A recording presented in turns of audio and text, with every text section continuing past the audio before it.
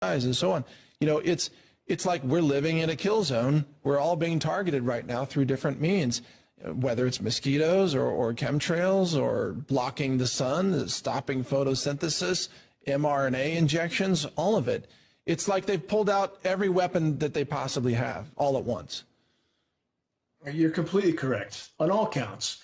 And they're not, again, trying to reduce the population by half. They're trying to cut it down to, in their own stated dialogue, 500 million. That's a 7.5 billion reduction.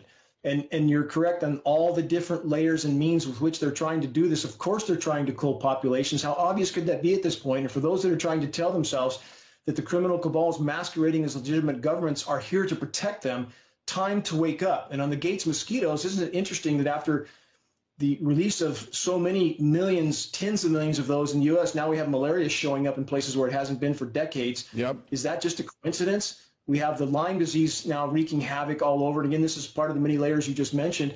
When we know from it very well documented, the Plum Island lab where Lyme disease came from, that was a bioweapon being researched that is now total bioweapons program. Yeah.